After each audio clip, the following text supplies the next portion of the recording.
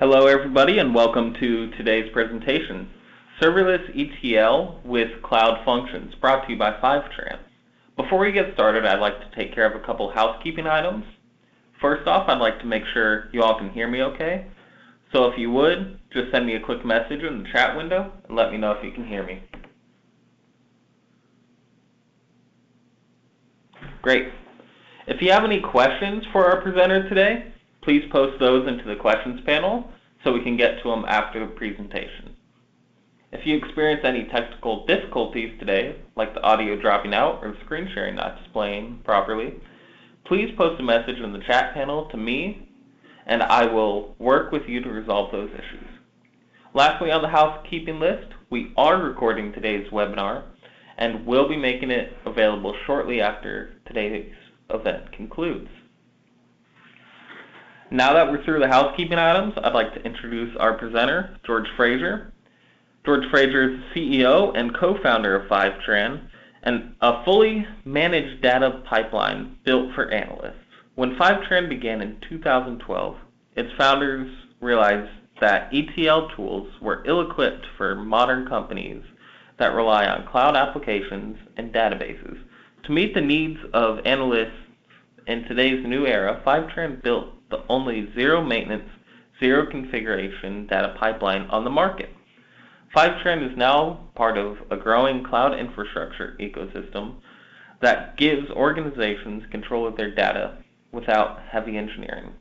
I'd like to do a quick sound check for George. So George, if you would like to say hello to our audience, and audience, please let me know if you can hear him by posting a message in the chat panel. Hi everyone, really glad to be with you today. Great. And with that, I'm going to turn things over to George to begin the presentation. All right, thanks so much for that great introduction. I'm really glad to talk to everyone today. As said, my name is George. I'm CEO of Fivetran. I'm going to talk to you today about how to do data pipelines from custom data sources into your data warehouse with Fivetran and with Cloud Functions. But before I talk about Cloud Functions specifically, I want to talk just a little bit generally about what Fivetran does, what we've been doing for the last 5 years, and why we realized that we needed Cloud Functions as a way to support custom data sources. So Fivetran is a data pipeline. We synchronize data from companies' systems like Salesforce, like databases, like their support system, into their data warehouse. And once it's in their data warehouse, they write SQL queries against it, and they typically run BI tools to build dashboards so that everyone in the company can have transparency into all of the company's data. Data pipelines are not a new category. Data pipelines have existed for years and years, but what we did really differently 5 years ago when we started was that we built an automated data pipeline. So the approach we advocate for, we like to call ELT. The idea is that instead of building a very customized, very complicated, fragile data pipeline that transforms the data before it loads it into your data warehouse. This would be the classic extract, transform, load workflow. Instead of doing that, we're going to do an ELT workflow. We're going to synchronize all the data in its native form directly into your data warehouse. We're going to do basic cleanup operations, but we're not going to do heavy transformation of the data. And most importantly, we're not going to do anything that anticipates the particular analysis that we're planning to do later. We're going to load the data in a very analysis agnostic format.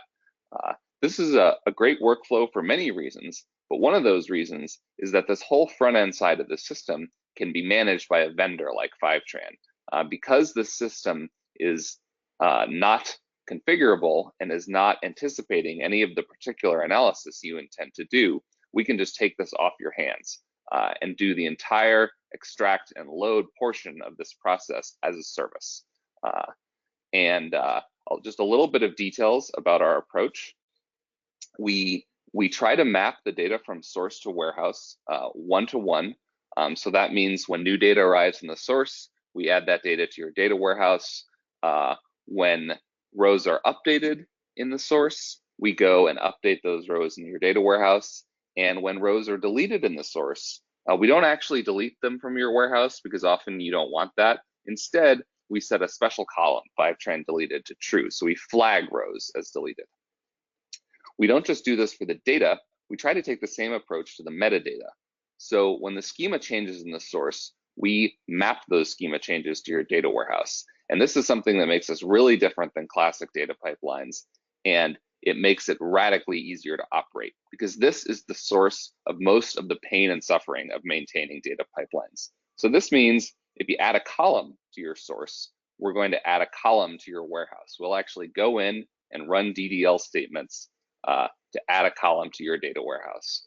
If you remove a column from the source, much like we won't actually delete data, we won't actually remove it from your warehouse. We'll leave it there in case it has some important historical data. And if you change the type of a column in the source, and this, by the way, is the hardest part, we will actually go in and migrate the type of that data in your data warehouse. And lastly, if you add a new object in your source, we will add a new table in your data warehouse. If you remove an object, again, we will just leave it there in your warehouse in case it contains historical operation information. So we've taken this automated approach to many data sources.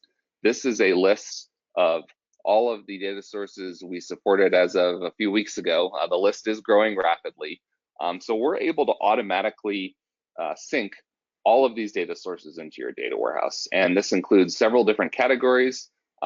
We can sync all the major databases. We can sync file stores like Amazon S3 or Google Cloud Storage, or even Dropbox. We sync applications. Some of our most popular ones are things like Salesforce, finance systems like Zora, support systems like Zendesk. We're able to take this automated approach and sync all of these data sources with very little effort from the customer. This has been a great business for us. It's been great for our customers. However, we recognized in the last year that there are cases where this is not sufficient. There are custom APIs, for example. There are APIs that were created by the customer, and we're never going to support a custom API. The whole premise of our business is that we build standardized data pipelines, and they're more reliable and better documented because they are standardized, and there's many people using them. Fivetran builds the perfect Salesforce connector once, and then everyone can benefit from it. But we're not going to go and build a connector to a custom API that only you have. Similarly, if it's just some incredibly obscure API that there's only a handful of companies in the world that will ever want to sync from, we're not going to be able to sync from that either. And this was a big challenge to us. Our whole business was premised on these standardized data pipelines, and it was really not immediately obvious for us how could we support these custom data sources, because they are important. And this year, we came up with what we believe is a really great way to support these custom data sources, and that's to use Google Cloud Functions and AWS Lambda and soon Azure Functions to allow Fivetran to work with a little bit of customer provided code in order to support one of these custom data sources. So I'm going to show you some docs of Fivetran, some docs of an external service that we're going to integrate with. This is going to be kind of a live demo here. I'm going to show you some code and what that looks like. This right here is what the Fivetran dashboard looks like. If I jump over to Fivetran's production account, you can see, for example, we're syncing our Postgres database, we're syncing Salesforce, we have a list here of all of the objects that are in our Salesforce. We're not syncing everything to our data warehouse, just the things we need for reporting. And then I have over here a little demo account that I set up just for this demonstration, and I have a Lambda in here. So this is a Google Cloud function that I'm going to go through today that's currently syncing some data. So in our docs, there is an explanation of how our Cloud Functions implementation works and how you can use it to integrate with AWS Lambda or with Google Cloud Functions into a custom data source. And there's a little explanation here of some of the things I just talked about. What are the use cases where you would want to use a Cloud Function to sync data from a data source? It's when you have APIs where there is no connector, private APIs, strange file formats that require pre-processing.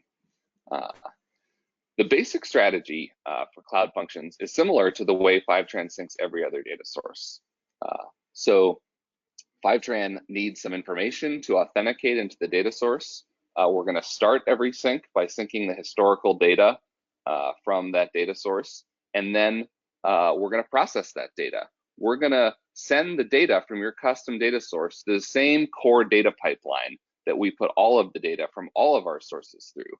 And this is the big benefit of using Fivetran in conjunction with your own Lambda to connect to a custom data source. You're going to get all of our type inference code, all of our schema update code, all of our deduplication, all of our warehouse ingestion code. You're still going to benefit from all that, even though you're the one writing the actual update function that gets the data from the custom data source. And you'll see exactly how that plays out in an example today.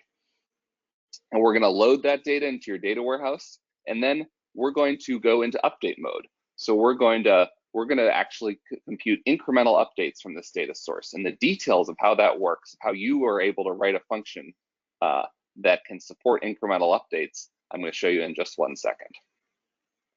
So Fivetran's Cloud Functions connector is based on HTTP requests. Every time we make an HTTP request, that request is going to have a standard format. That request is going to look like this. It's going to be a JSON object, and it's going to have 2 entities in it. It has one entity called state and one entity called secrets. And each of these serves a different purpose. The purpose of secrets is to give you a place where you can store things that you don't want to check into your source code. These are things like API tokens that give access to an API, things like database passwords that allow you to log into a database.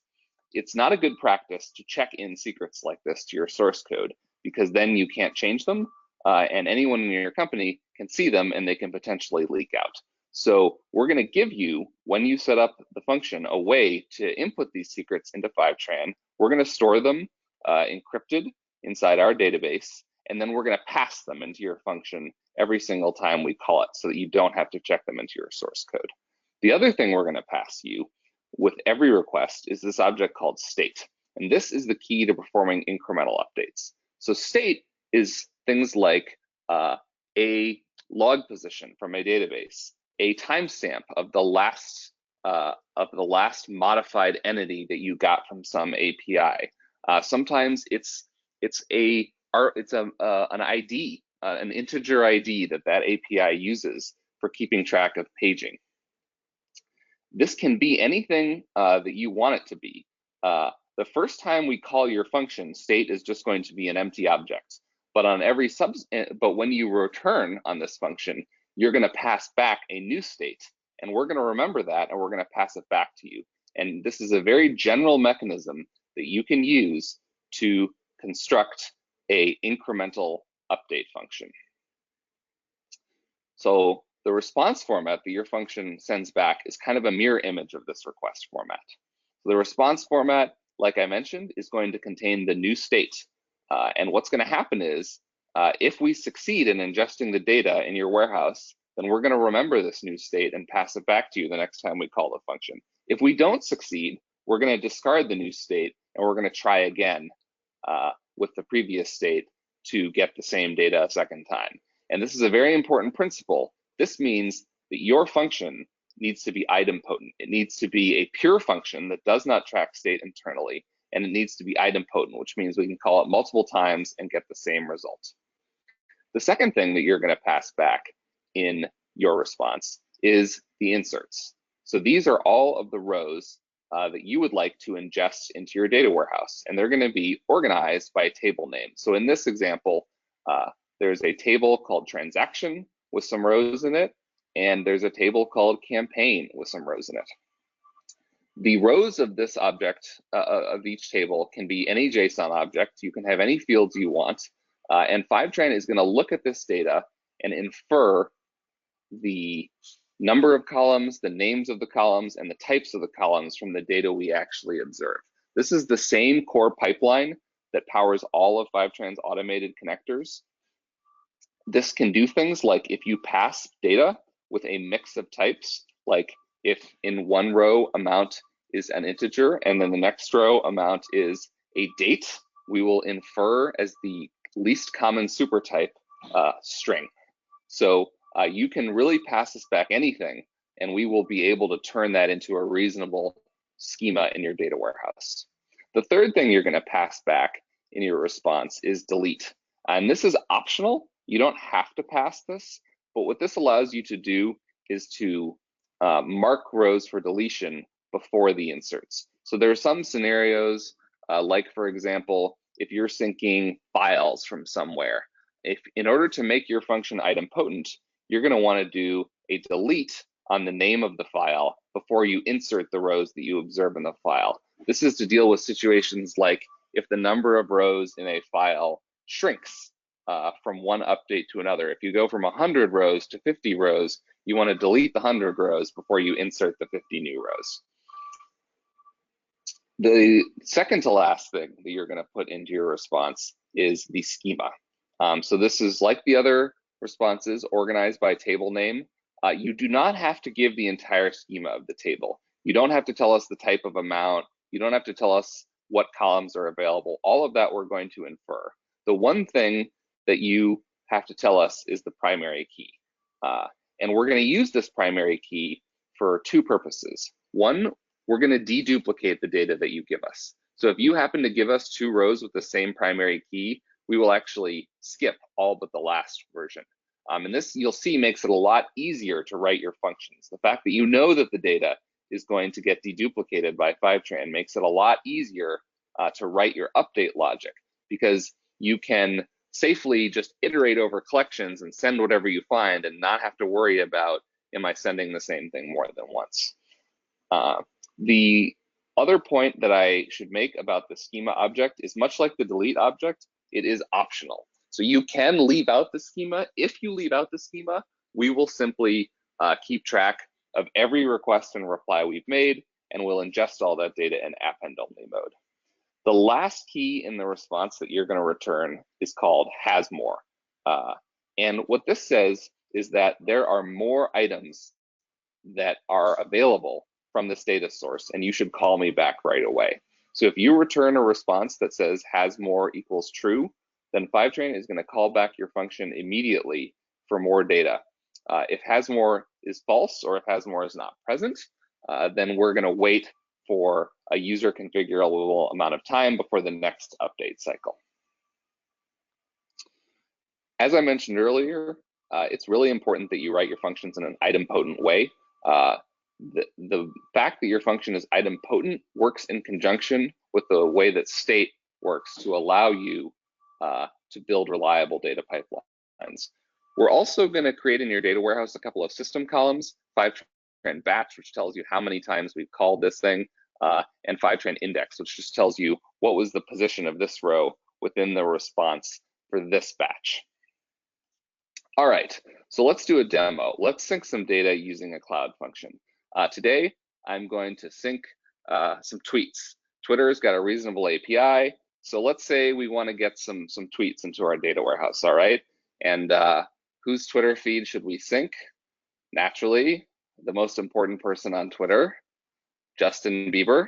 We're going to sync Justin Bieber's Twitter feed into our data warehouse. Justin Bieber has been tweeting for a long time. He's got a lot of followers, so we're gonna write a little API call that's going to grab his latest tweets and sync them into our data warehouse.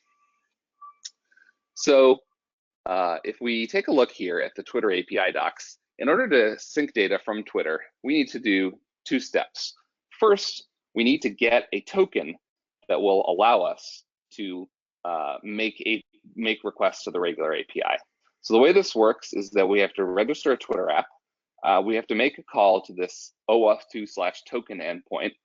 This is called the application only auth flow. And we're going to send our consumer key and our consumer secret to this endpoint, OAuth2/token. And then it's going to give us back this response with an access token that we can use to make regular API calls. So once we have this access token, we're going to call this user timeline endpoint. So we're going to have an authorization header with the token we got from the previous API call. And then we're going to use the screen name to select Justin Bieber's Twitter feed. And we're going to use the synth ID to create incremental updates. So this allows us to say, this isn't the first time I've called. I only want to get the tweets since this one. So I've made a little Twitter app here for the purposes of this demo. I've got a consumer key and a consumer secret. I just set this up the other day just for this demo today. I've got some code here that I wrote last night here in VS Code. So this is going to be my Fivetran custom Lambda connector, and this is going to be deployed on Google Cloud Functions today. We support both AWS Lambda and Google Cloud Functions. The demo I'm going to show you is going to be on Google Cloud Functions, but this code works almost without modification on AWS Lambda as well. So here is my function. This is the main method that's going to be called by Google Cloud Functions. It takes two parameters, a request, which is going to be the Fivetran request, and then this response is a callback that I'm going to use to send the response back to Fivetran. This is going to be hosted on Google Cloud Functions, but it's going to be called by Fivetran. So the first step here is that we're going to get an access token from Twitter. So we can do logs, and Google Cloud Functions, as you'll see in a minute, is going to keep track of these logs for us. We are going to start by making a post request to this OAuth2/token endpoint.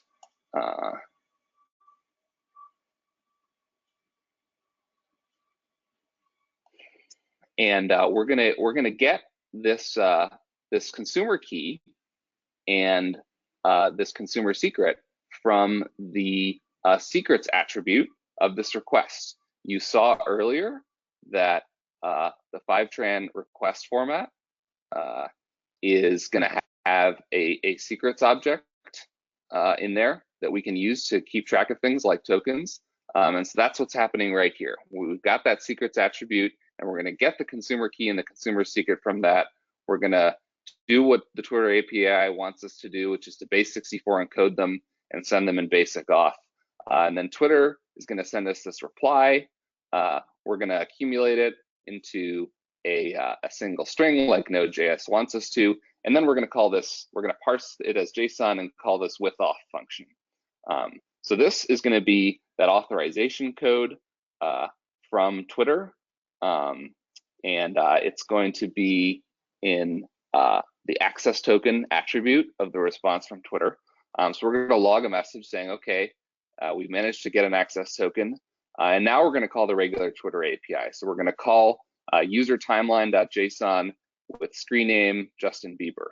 And this is really important. This is the incremental part. If that request state has a since ID attribute, this is that state object that Fivetran passes to us, and we get to pass back, and Fivetran will remember for us.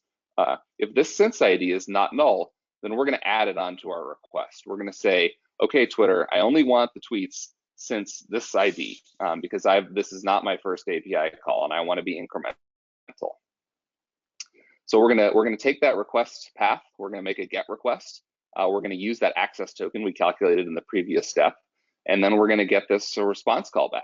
Once again, we're going to accumulate all the data into a string, and when it's all finished, we're going to call this with tweets next step. We're going to parse that reply from Twitter, and we're going to call with tweets. Twitter's response. This is a response with just, oh no, wait, that's the Fivetran example. So Twitter's response is a pretty complicated nested JSON object. We don't want to just ingest that directly into our data warehouse.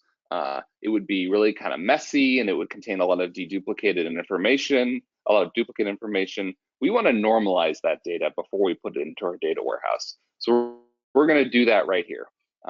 We're gonna look at the IDs of the tweets that we get back from Twitter to keep track of since ID, so that the next time we can be incremental. And we're gonna put all of our rows of cleaned up data into these tweets, into this tweets array and this users array. So that's what happens right here. Timeline is the response from Twitter. It's an array of objects, and we're gonna just go through all the tweets. We're gonna say they're in reverse chronological order. So for the very first tweet we encounter, we're going to actually remember that since ID. And then we're going to grab the tweet ID, we're going to grab the user ID from the nested user object, and we're going to grab the text of the tweet, and we're going to put that into a JSON object, and we're going to push it onto the tweets array. We're going to do something similar with the user ID. So there's this nested user object. We're going to grab the user ID, we're going to grab the user name, and we're going to grab the user screen name, and we're going to put that onto the users array. Now, we're only getting Justin Bieber's Twitter feed, so the only user is always going to be Justin Bieber. But this is an important point. We're not going to worry about that. This is kind of a silly example. It would be pretty easy in this case to deduplicate and to only send Justin Bieber's information once. But imagine if we were pulling many people's Twitter feeds, then it would get sort of complicated to figure out, have I seen this user ID yet? Or is this the first time I'm seeing that user ID? The point is, we don't have to worry about this. We're going to set ID to be our primary key, and Fivetran is going to take care of deduplication for us. So we're just going to take the user from every tweet, even though it's always Justin Bieber, and we're just going to push it onto this user array. Then we're going to send this JSON response back to Fivetran. So we're going to send a JSON reply, and this is going to be our response object. So we have a state with a new value of since ID, so that the next time we get called, we'll compute an incremental update. We're going to have a schema. We're going to say that the primary key of tweets is going to be ID, and we're going to say the primary key of users is going to be also ID. It's a different ID. It's the user ID. You can see that right here. We pulled this out of the user. We're going to put that, we're going to set that as the primary key, and that means Fivetran is going to deduplicate that for us. That means Fivetran is going to deduplicate these arrays. It also means if any of these tweets or users are already in our data warehouse, Fivetran is going to recognize that. Fivetran is going to do a merge operation to put this data into our data warehouse, so that even if we accidentally send the same tweet twice or the same user twice, we won't end up with multiple copies in our data warehouse. So I'm going to put the tweets and users as my two tables in the insert, and I'm not going to bother doing a delete. Fivetran is going to use a merge operation, like I said, so there's no need to do a delete here. You only really need a delete when something unusual is going on. I'm going to set has more to false. We're just going to collect one page on the initial sync. If we really wanted to sync Justin Bieber's whole history, we would have to make this a little more complicated. We would have to actually page backwards in time through his whole history on that first sync, and we'd use the has more to do that.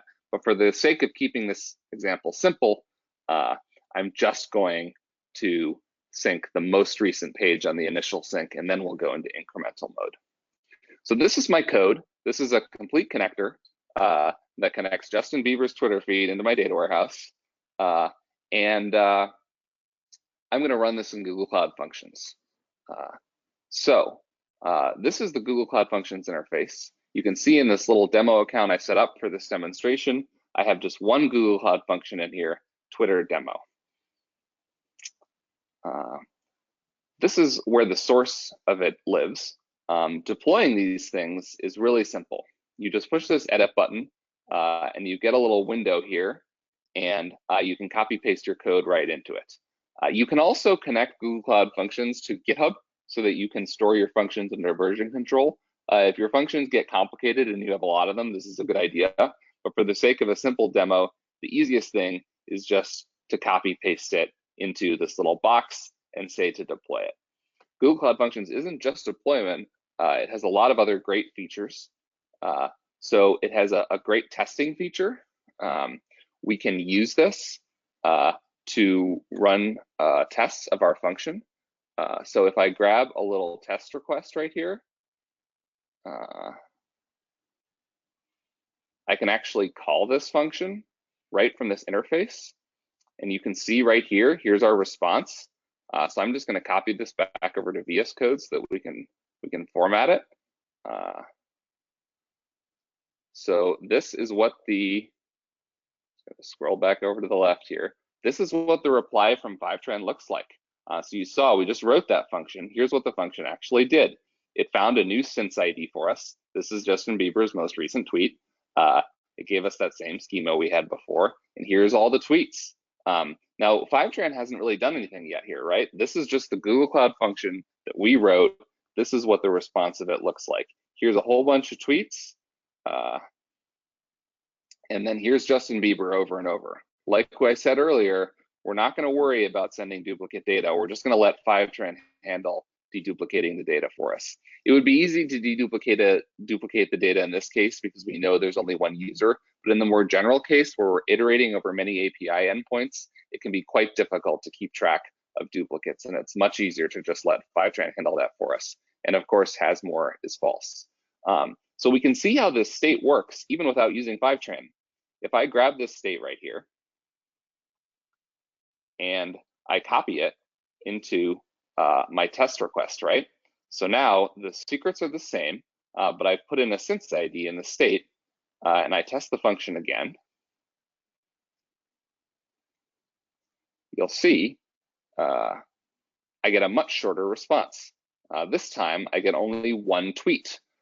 This is a duplicate, right? The way the Twitter API works, when you say synth ID, it includes that ID. And that means there's always going to be a one tweet overlap between every request. But again, that's fine.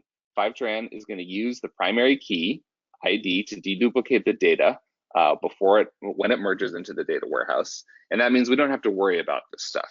That's why primary key is so useful. It makes it a lot easier to write your functions. You can be a little bit fuzzy about these things, and it'll all get worked out before it goes into your data warehouse. So we've deployed this to Google Cloud Functions. We've verified that everything is working. Now we're going to use Fivetran to call this function and ingest the resulting data into our warehouse. So that's right here. In my little demo account here, I have just one connection, our Google Cloud function. When I set this up, I use this screen to do it. So this is what it looks like setting up a Google Cloud function in Fivetran. You put in the HTTP URL of this function. So that we got from, right, where is it? Right here. Here's our HTTP endpoint. I put that into the function trigger, and then I put my secrets right here. So these are the things that Fivetran is going to keep track for us, our consumer key and our consumer secret. It's going to call, it's going to include this with every single request. And when you write this, we have this nice test function. So when you click save and test, it goes and it verifies that that cloud function actually exists, that you didn't make a typo when you transferred it over. Then Fivetran runs this function automatically. So you say, how often do I want Fivetran to call this function? I've said every 1 hour. If the function fails, how long does it have to fail for before Fivetran will start sending me emails and telling me, hey, something's wrong? And I've set that here to 6 hours. Importantly, we can actually resync all historical data here. So we've set all this up. I set this up last night. And it's run a bunch of times overnight. And I set it up to connect to a Snowflake data warehouse. So right here, I've got a Snowflake test data warehouse that I've configured this account to send data to. Setting that up was similar. It's just basically a form where you enter a bunch of information. You say, where's the Snowflake account? What's the user and password to use? And what database do you want me to use to put all this data into? And I've got that open right here. So here's my Snowflake data warehouse. And if I do a real quick show tables, you can see there is a tweets table, there is a users table, and there's a Fivetran audit table. This contains information about how many batches we've run. And if I say select star from tweets, we can see here are Justin Bieber's tweets. So he said something most recently about some March. You can see they've all been deduplicated on the primary key. If I say select star from users, there's only one row. So even though we sent the same user over and over again, it all got deduplicated by Fivetran. So we've got all our data in our data warehouse. Cloud Functions have another cool feature which is relevant, which is that they have logs. So if we check out the logs here, they don't log the requests and replies, so our secrets are safe. But you can see all those console.log messages that I put in here are here. You can see each execution of the function here. You can see when I just called it a minute ago, when I ran it in test mode, here's the initial sync, which has 20 tweets. Here's the incremental update, which has 1 tweet. So these logs are super helpful for troubleshooting if anything goes wrong. So that's Google Cloud Functions from soup to nuts.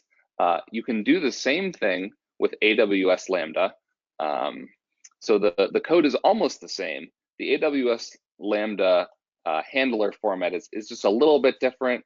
The callback function is slightly different. We have examples here in our docs that explain these slight differences, but you could copy paste this function that I wrote almost exactly to AWS Lambda, and it would work the same way. And AWS Lambda has a similar deployment and editing and logging model as Google Cloud Functions does. So they both work great for this purpose. You should just use whichever system you're more comfortable with, and we will call it in the exact same way. So this example that I did today is a little silly. You probably don't want to get Justin Bieber's Twitter feed into your data warehouse.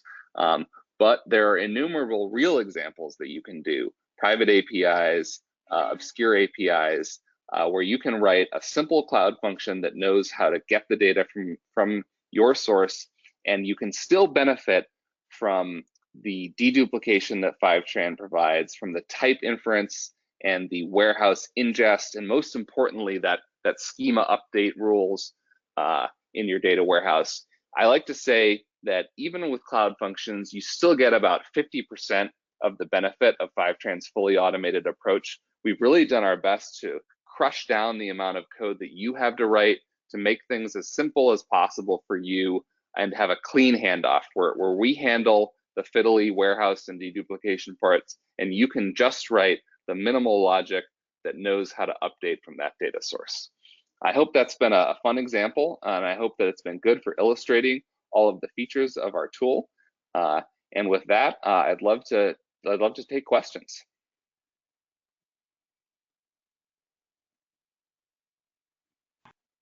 All right. So our first question we have is, can I use other programming languages other than JavaScript?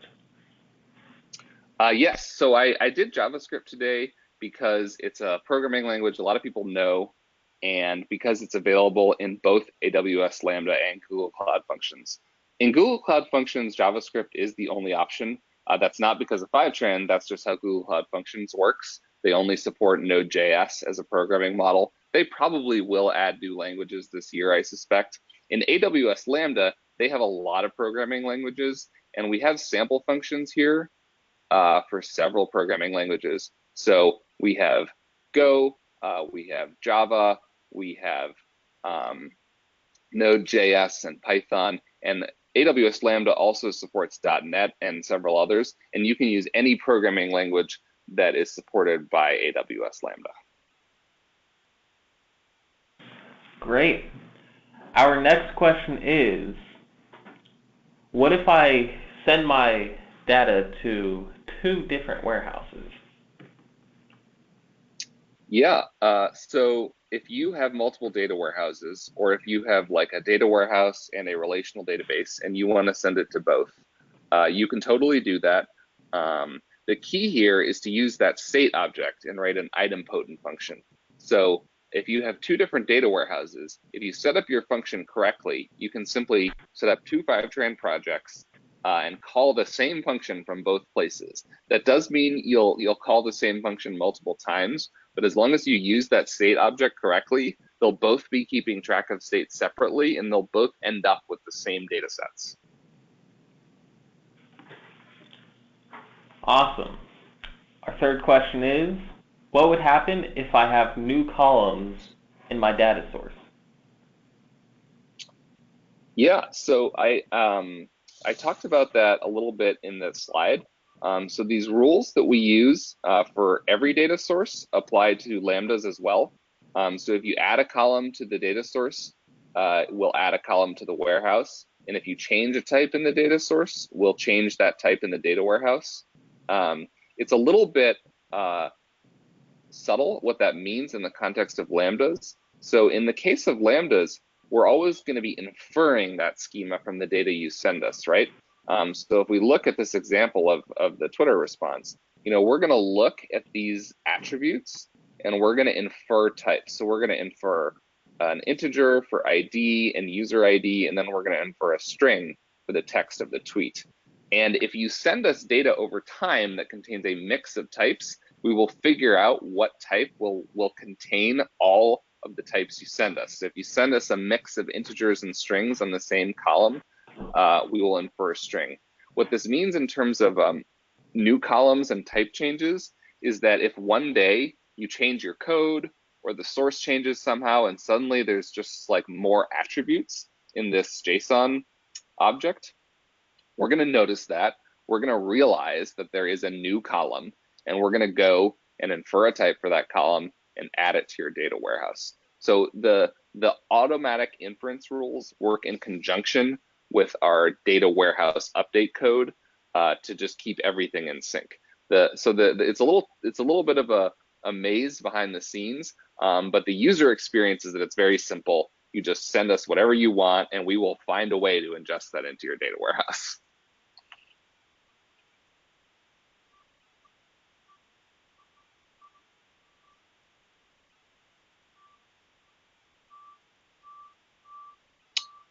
Are there any other questions? Sorry. Our next question is, how do we measure API performance and troubleshoot performance issues? So sometimes APIs have limits, like they can only, you can only make so many calls in a given amount of time. And in that case, you may have to add a little bit of logic to your code to check how many API calls you have remaining and make sure you don't overuse them. Sometimes APIs are just slow, and maybe that is really more the question. Like, what happens if this is taking longer than I expect? How do I troubleshoot what's going on? And in that case, console.log is your friend. So you can use just regular old logging in these functions. This is one of the great features of these serverless computing platforms. You can log information about what the heck is going on, like you see I am here saying how many tweets I'm getting. And then you can see that information over here in the logs. And that includes timing, right? So we can see, the whole function execution took 518 milliseconds, and you can see how long each step took by taking a look at these logs.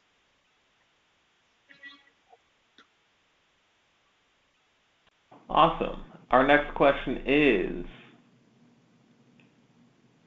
how would error handling,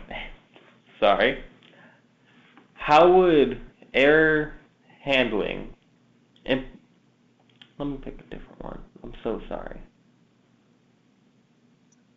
How to connect to an on-premise database through firewall via Fivetran.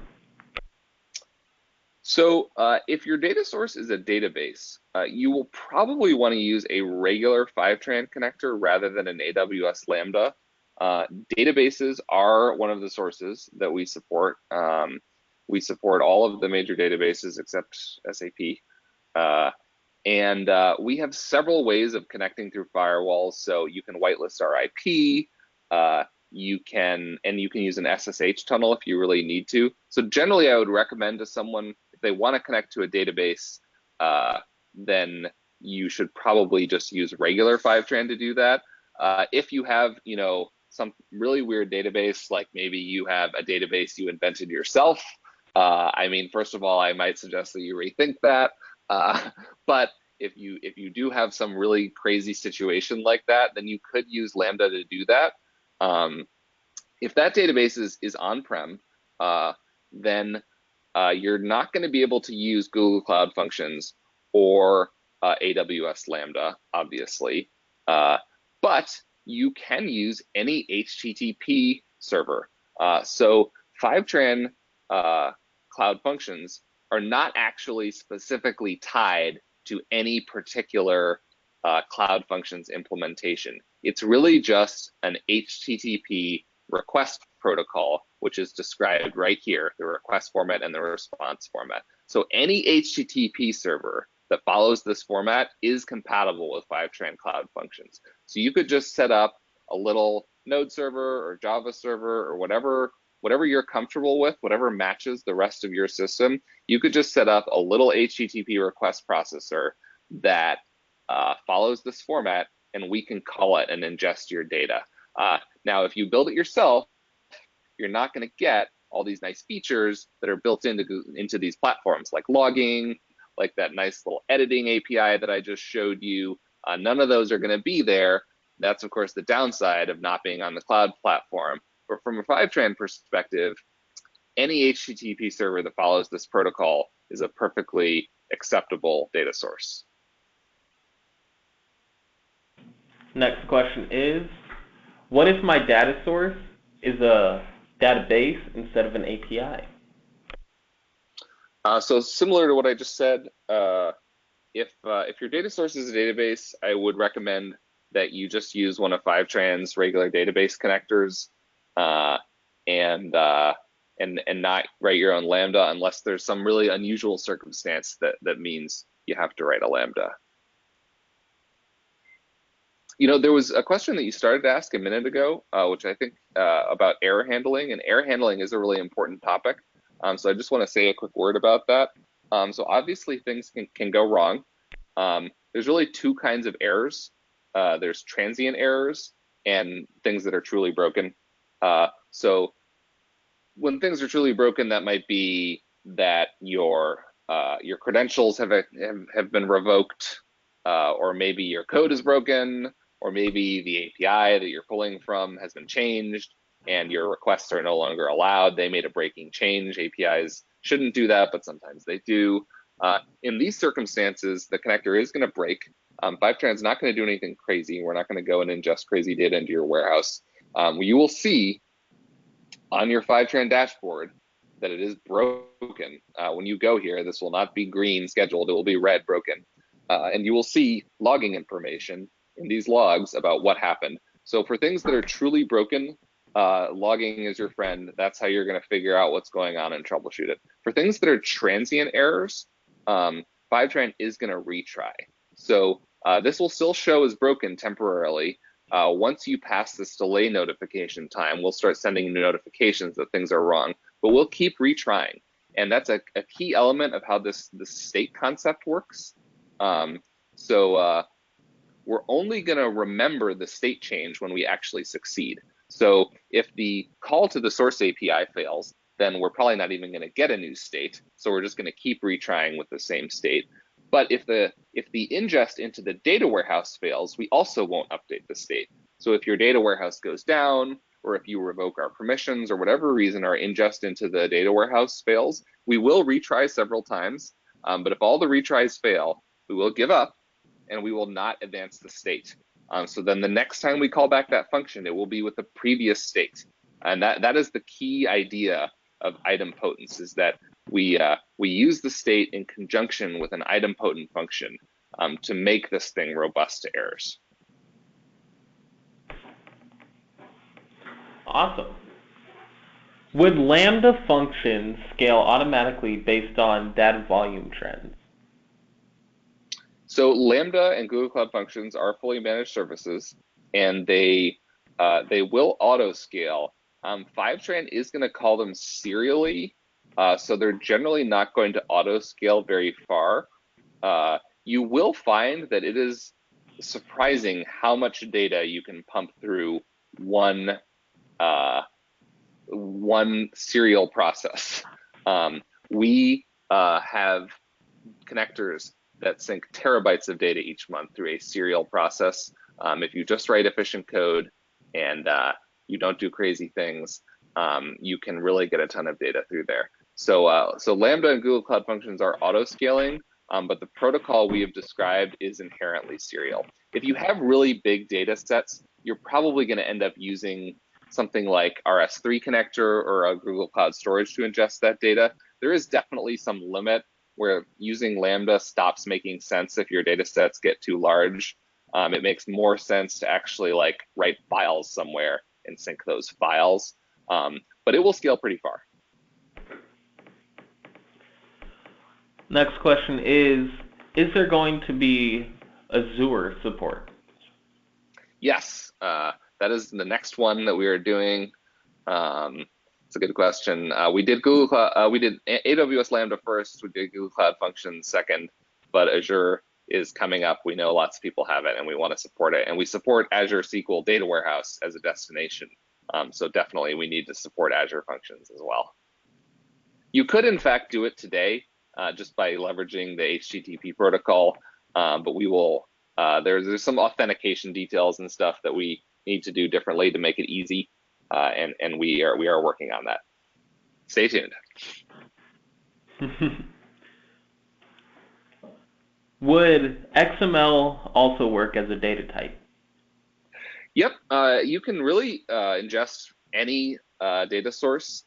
The protocol that we follow is JSON, but you can write whatever you want in this function. So if we look at my function here, I'm processing the tweets from Twitter. This could be XML, and we could use a Node.js XML parsing library to parse that XML and turn it into rows that are ready to go into the data warehouse. So it's really up to you. The data could be in absolutely any format. It could be XML, it could be protobufs. That's actually a really good use case for this. If you have a data format like protobufs that is not self-describing, there's no way for Fivetran to automatically ingest that because we don't know the schema. But you can write a Lambda that knows the schema and ingest a format like protobuf or XML. So it's just up to you. It's basically you can write whatever you want in here and ingest any data format, your own data format, and as long as it turns into this JSON at the end that you send back to Fivetran, we'll be able to ingest it into your data warehouse. And this question I'm about to ask looks like our last one that we have right now. What if my data gets messed up in my data warehouse? Can I start over and resend all of my data from scratch? Yeah, so there is a button in our UI for doing that. So we go over here and we look at this. There is a resync all historical data thing. If you click this, it will ask you if you really, really want to do that. If I were to say yes right now, then what happens is that state object gets erased back to an empty object. We call back the function with an empty state, and the whole thing just starts over again.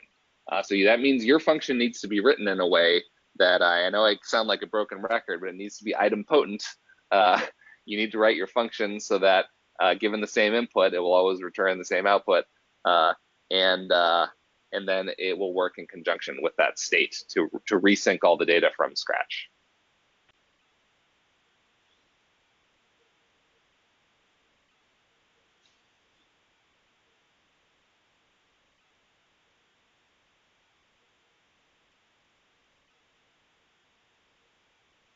Is there anything else you would like to add, George, before I wrap things up?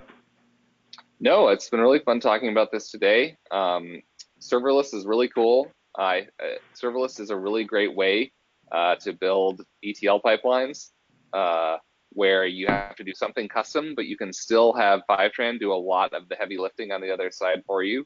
We're just really excited to see what kinds of things people come up with. Great, and with that, I'd like to thank you, George, for a great presentation today. I'd also like to thank today's sponsor, Fivetran, for providing the D-Zone audience with a great webinar presentation. And lastly, thank you to everyone who showed up to today's presentation.